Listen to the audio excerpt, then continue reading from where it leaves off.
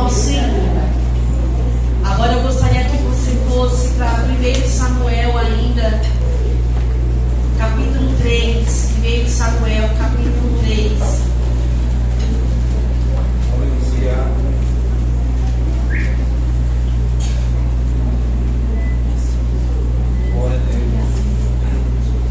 Diz assim, versículo 6. E o Senhor tornou a chamar outra vez a Samuel. Samuel se levantou e foi a Eli e disse: Eis-me aqui, porque tu me chamastes? Mas ele disse: Não te chamei eu, filho meu, torna a deitar-te. Agora versículo 15 do capítulo 3 diz assim: E Samuel ficou deitado até pela manhã, e então abriu as portas da casa do Senhor. Porém temia Samuel de relatar esta visão a Eli. Eu gostaria de falar um pouco sobre a vida de Samuel, fazendo um recapitulado aqui bem rápido para nós entendermos. Samuel era filho de Ana, uma mulher que não poderia ter filhos. E ela um dia está no templo chorando, muito angustiada, muito deprimida, muito triste, porque ela vivia numa época em que, se uma mulher não gerasse, as pessoas atribuíram a ela que ela estava debaixo de uma maldição porque não podia gerar um filho. E isso angustiava muito a Ana. E ela um dia está no templo, com a alma tão dilacerada, com a alma tão angustiada, a um ponto a não conseguir falar, ela apenas gemia. E ela orou a seguinte oração: Senhor, se o Senhor tirar de mim essa vergonha e me der um filho, e esse filho for um homem, eu o devolverei para o Senhor, para essa criança ser criada no teu tempo. O sacerdote Eli, ele olha aquela situação, ele não entende, ele olha para Ana, e ele pensa que Ana tinha bebido alguma coisa alcoólica e que tinha embriagado ela, e ele diz: mulher, você está bêbada a essa hora da manhã? E a resposta de Ana para o sacerdote Eli é: meu Senhor, eu não estou embriagada. Eu sou uma mulher amargurada de alma, uma mulher angustiada na minha alma. Eu creio que naquela hora o sacerdote Eli, ele fica envergonhado e ele libera uma palavra de bênção sobre a vida dela. E ele diz: mulher, vai em paz, porque Deus vai conceder o desejo do teu coração. Pois bem, o tempo passa. Ela volta para a casa dela. Ela conhece o seu esposo. Ela engravida. Ela vivia numa época onde não tinha ultrassom, então até o último momento ela não sabia o que estava no seu ventre. Mas eu creio que ela se lembrava da palavra que foi lançada pelo sacerdote lá atrás, talvez há um ano lá atrás. E quando nasce Samuel e nasce o menino que ela tinha pedido a Deus. A questão é: o que fazer agora? Ela era estéril, não podia gerar, é lançado sobre a vida dela uma palavra em que ela geraria. Ela gera, ela tem um tal homem que ela pediu a Deus. Agora ela tinha que cumprir a palavra que ela tinha falado ao Senhor. E ela tinha que agora entregar o tesourinho dela, o primeiro filho dela, o filho da promessa, entregar para servir no templo. A palavra diz que ela espera o menino Samuel desmamar para não entregar tão bebê no templo. Alguns historiadores dizem que o desmame naquela época era algo de emergência, mas dizem que era entre 3 e 5 anos que a criança desmamava e tinha uma ligação com a mãe, entre aspas, cortada. Quando Samuel ele desmama, ela vai até o templo. Ela chega com uma criança até o sacerdote Eli. Talvez Eli não se lembrasse dela, porque passava muitas pessoas por ali durante todo o ano. E ela diz: Senhor, se lembra de mim, eu sou aquela mulher que esteve aqui há certo tempo atrás e estava amargurada, estava angustiada porque eu não gerava. Mas olha aqui a promessa de Deus Deus cumprida. Deus cumpriu. Eu tomei posse daquela palavra que o Senhor falou para mim. E eu vim aqui cumprir o que eu prometi para Deus. Aleluia, Jesus. Sabe qual é o problema no meio da igreja? Não estou dizendo para o povo do mundo, eu estou pregando aqui para pessoas da igreja. É que nós não honramos mais a nossa palavra. A palavra diz que o crente ele tem que falar sim. Se ele falou sim, é sim. Se ele falou não, é não. O que passa disso é de procedência maligna. Vivemos num tempo onde nem o cristão mais honra com a própria palavra. Mas Ana honrou com a palavra dela. Ela levou Samuel para o templo. Irmãs, nós que somos mãe, as mulheres que estão aqui que são mães. Eu tenho uma caçula de 4 anos. Eu fico imaginando eu chegando na igreja. E não é assim, não, irmãs. A igreja é ali. E todo dia eu vou lá ver. Oi, Samuelzinho, não veio aqui te ver. Não, irmãs, não era isso não. Era entregar. Porque ela só ia no tempo de ano em ano. Era entregar o que ela tinha de mais valioso para a obra de Deus. A Bíblia diz que ela deixou Samuel lá e foi embora. Samuel, eu vim aqui deixar, porque eu falei para Deus que se Deus me desse, eu daria para a obra dele. Ela deixa o menino. Eu imagino essa despedida. Eu, como mãe, quando as minhas filhas vão para a escola, eu beija, porque vão ficar 4 horas longe de mim. Eu imagino a despedida de uma mãe que vai ficar 1 ano sem ver o seu filho. Pois bem, Samuel é deixado lá. Samuel agora é criado sem mãe e é criado sem pai. Ele é criado por um sacerdote da igreja. Os seus irmãos agora passam a ser irmãos de criação, porque os irmãos dele passaram a ser os filhos do sacerdote Eli. E aqui que é o centro da mensagem que Deus me deu. Ele criava os filhos dele de uma maneira que não condizia com o que Deus queria. Samuel passou a conviver com crianças que se tornaram adolescentes, que se tornaram adultos. E esses adultos serviam no templo ao Senhor, auxiliando o seu pai, o sacerdote Eli. Samuel, ele cresce vendo todo o movimento de sacrifícios que era oferecido na casa do Senhor. Mas há um porém aqui. Os filhos de Eli, nós lemos aqui e nós vamos voltar a ler. 1 Samuel, capítulo 13. Eu quero que você leia comigo o 13. Preste atenção no que está escrito na sua Bíblia, o que a Bíblia fala sobre os filhos de Eli, os irmãos de criação de Samuel. 1 Samuel, capítulo 3, versículo 13. Diz assim: porque eu já lhes fiz saber que julgarei a sua casa para sempre pela iniquidade. Isso é Deus falando para o sacerdote Eli, que ele bem conhecia, porque fazendo-se os seus filhos execráveis, não os repreendeu. E eu fui por curiosidade procurar o significado dessas palavras: iníquo e execrável. Os filhos de Eli, iníquo, quem se acostumou a pecar. Iniquidade, iníquo, aquele que se acostumou a pecar.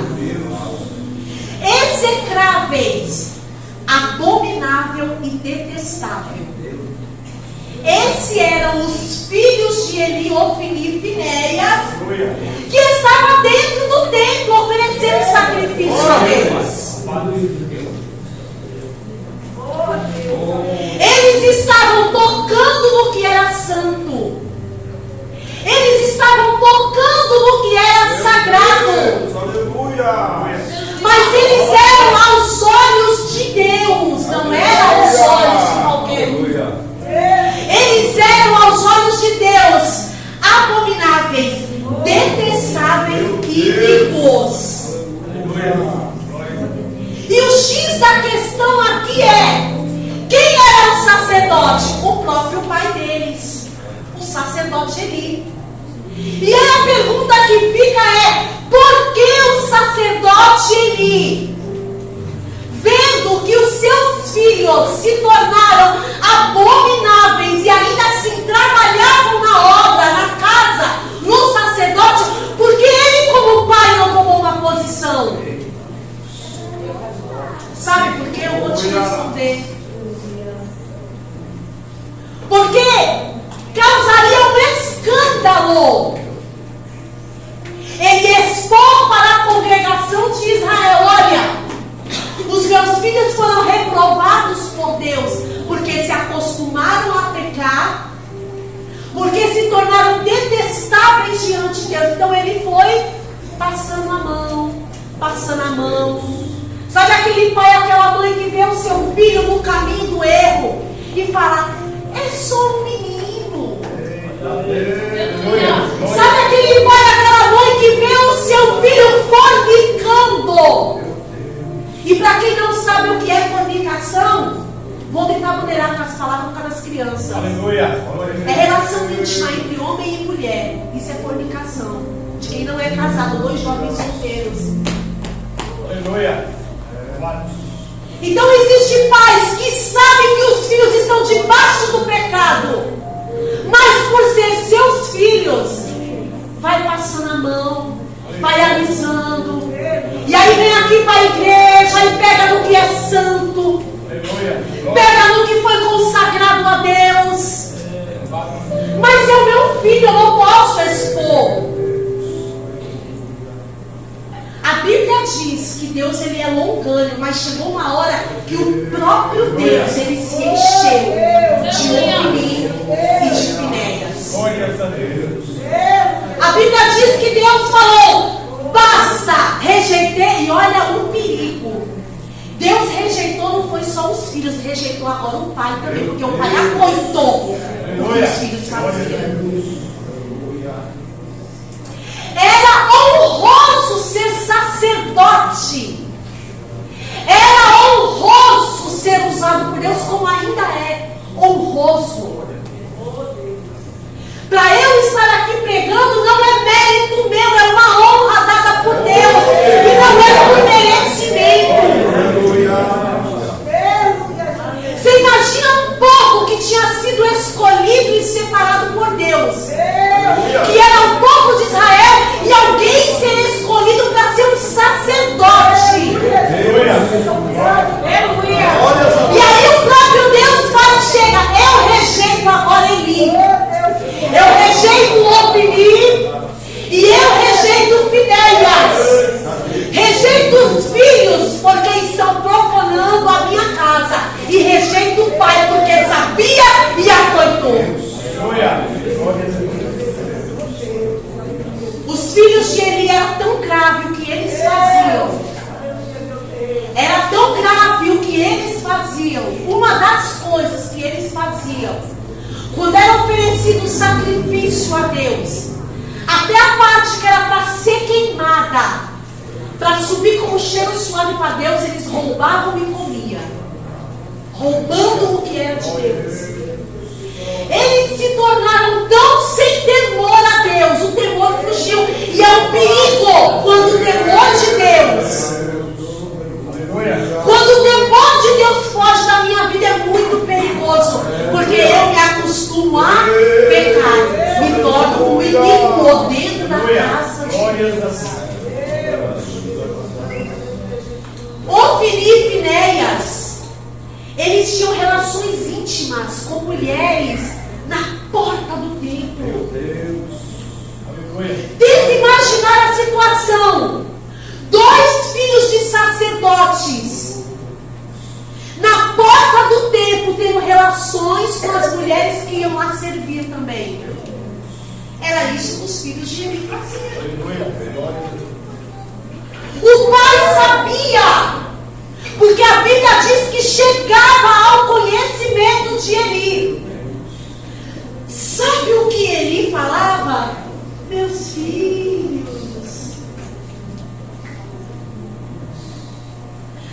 meus filhos, não faça isso, meus filhos. Aleluia. Glória a Deus. Sabe quando o pai e a mãe perdem a autoridade? E ao invés de usar a autoridade que Deus dá, você começa, filhinho. Filhinho. A Bíblia diz que Deus rejeita. E um certo dia Samuel foi dormir. E a Bíblia diz que ele está dormindo e ele ouve uma voz. Samuel desperta, porque ele nunca tinha ouvido aquela voz antes. Aleluia. Glória a Deus. Samuel vai até o sacerdote, ele acorda ele e fala: o Senhor me chamou? Ele: não, filho, não te chamei não. Vá dormir em paz. Samuel deitou para dormir, ouve a segunda voz. Samuel desperta, vai até Eli novamente. O Senhor me chamou? Não, meu filho, vai dormir, não te chamei. Terceira vez, Samuel adormece e Deus, Samuel, ele vai a terceira vez, fala com ele: o Senhor me chamou? Aí dá um estralo em ele: meu filho, é o próprio Deus que está te chamando. Você vai dormir de novo. E agora, quando você ouvir essa voz, você vai dar a seguinte resposta: fala, Senhor, porque eu estou ouvindo. A Bíblia diz que ele volta a dormir a quarta vez. E aí ele ouve: Samuel, Samuel. E aí ele fala: fala, Senhor, porque eu estou ouvindo.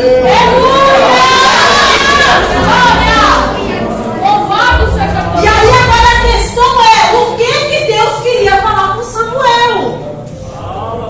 Era a primeira vez que ele estava ouvindo a voz de Deus. Era a primeira vez que Deus ia falar alguma coisa com ele.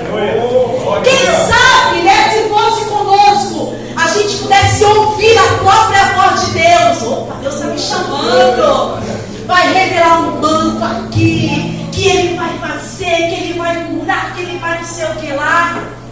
A primeira profecia que Samuel recebe é que Deus ia destruir a casa do pai de criação dele, que era ele.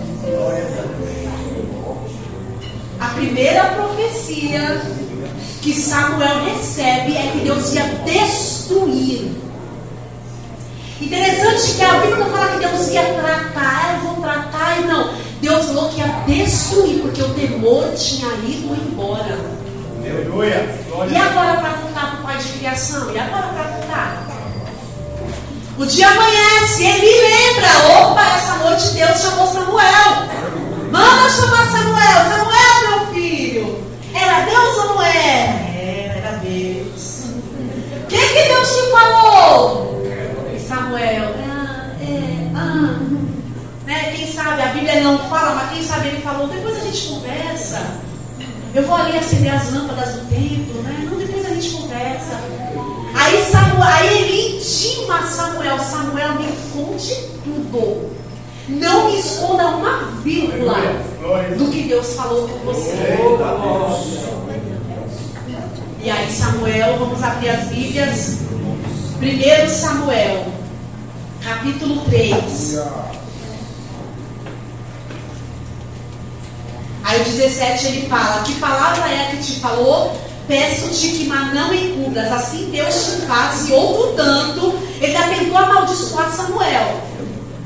Deus vai te fazer outro tanto, pior do que quer fazer, se você não me contar todas as palavras que o Senhor falou. É o 18. Então Samuel lhe contou todas aquelas palavras e nada lhe encobriu. E disse: aí cai a ficha de Eli, usando uma linguagem nossa. E aí ele fala, né, aqui no final do 18: é o Senhor, faça o que bem parecer aos seus olhos. O tempo passa. A Bíblia diz que há uma guerra. Pegaram a Arca da Aliança para poder levar para a guerra, porque a Arca da Aliança representava a presença de Deus. Onde a Arca da Aliança estava, até os próprios inimigos temiam. O inimigo só teme quem tem a presença presença de Deus. Aleluia.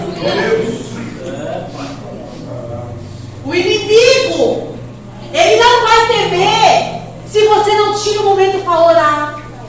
O inimigo não vai temer se você não pega a palavra de Deus para ler para ele, você é só mais um. Agora, se você tem intimidade com Deus, aí ele vai ter. Então, aonde havia guerra, a arca da aliança era levada, porque a arca representava a presença de Deus naqueles dias. Tem a guerra, pega uma arca, levam. O que eles pensaram? Dando com a arca representa a presença de Deus, vamos voltar com a vitória na mão. Só que eles se esqueceram de uma coisa: não basta ter a arca se a presença não está mais dentro de nós. Não basta estar aqui dentro todos os domingos se a presença de Deus já se foi, ó. Vai ser. Não basta vir aqui bater cartão, como diz em cargo de consciência. Não, domingo é o dia de ir na igreja. Se eu não tenho mais uma vida de intimidade com Deus. A Bíblia diz que Samuel guardou aquela profecia, Eli guardou aquela profecia no coração dele. Os filhos foram para a guerra. Daqui a pouco vem alguém desesperado e corre. E aí o que aconteceu? Eles perderam a guerra. Porque eles estavam com a arca, mas a presença de Deus não está mais com eles. E eles achavam que mesmo ele tendo uma vida de falta de temor, uma vida de iniquidade, eles achavam que se levasse a arca, Deus ia dar vitória. Só que lembra que Deus falou que ia chegar a hora da destruição? Pois bem, Samuel está sentado, o povo foi para a guerra. Samuel já era um homem idoso de quase 100 anos, suas vistas já tinham escurecido, sua visão já não era mais a mesma, em todos os sentidos, no físico e no espiritual. Chega um mensageiro correndo: Eli, os seus filhos, nós perdemos a batalha, os seus filhos foram mortos na batalha. Ele chora e se desespera, mas sabe qual foi o momento que ele se desesperou?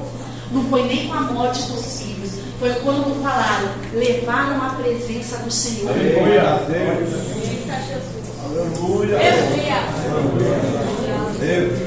Quando Eli recebe a notícia, os seus filhos morreram, ele se entristece e ele chora. Mas quando disseram: Eli também, levaram a presença do Senhor embora, levaram a arca embora. Eli se desespera, cai da cadeira para trás, quebra o pescoço e morre também. Deus destruiu uma geração por falta de temor. E aí fica a pergunta para nós dessa noite: nós vamos nos posicionar para que não percamos a presença de Deus? Ou nós vamos continuar como os filhos de Eli? Ninguém está vendo. Está muito bem encoberto, eu me encobri muito bem para ninguém ver. Ninguém está vendo. Só que nós temos um Deus que vê além de tudo, e tudo é nu e patente diante dos olhos dele. Quando os adolescentes estavam aqui cantando, o Senhor falou algo muito forte ao meu coração. Pais, mães que estão aqui e que sabem que os filhos estão vivendo vida dissoluta, vida dúbia, vida que na igreja é uma coisa, mas que em casa é outra. Pais que estão aqui que sabem que seus filhos estão vivendo um namoro debaixo do pecado, ou você se conscientiza que é o próprio Deus que está falando nessa noite, ou as consequências vão chegar no teu lar.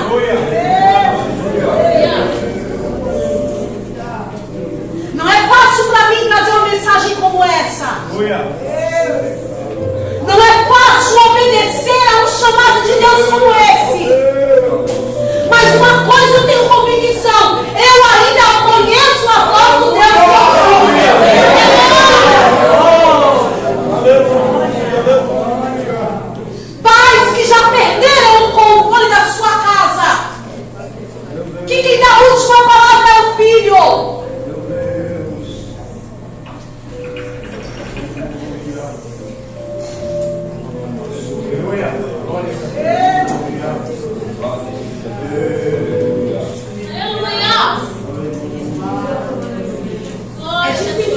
alto, eu vou falar, mas eu vou falar.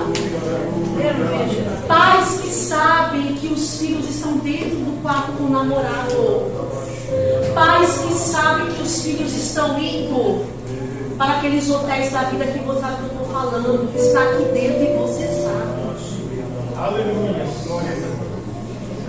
Se você não quer que a maldição chegue dentro do teu lar, você procure com muita pressa usar a autoridade da tua casa e cortar o mal pela raiz. Aleluia.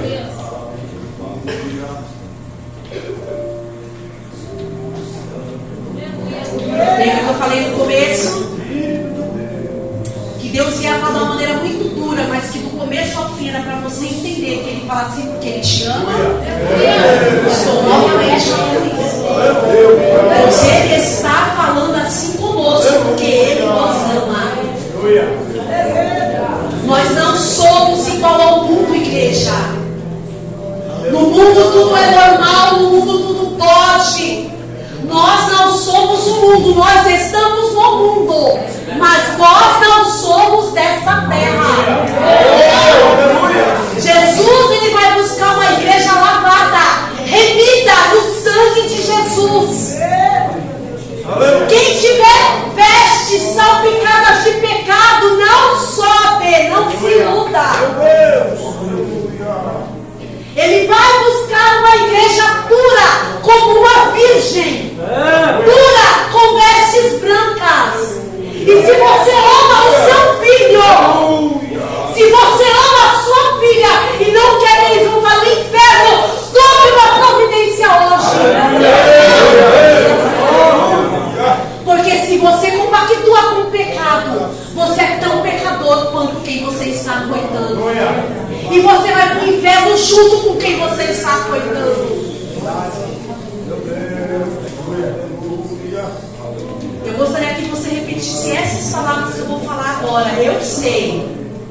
Diga, eu sei. Eu sei. Que Deus me ama. Que Deus me ama. Mas Ele nunca. Vai se sujar por minha causa.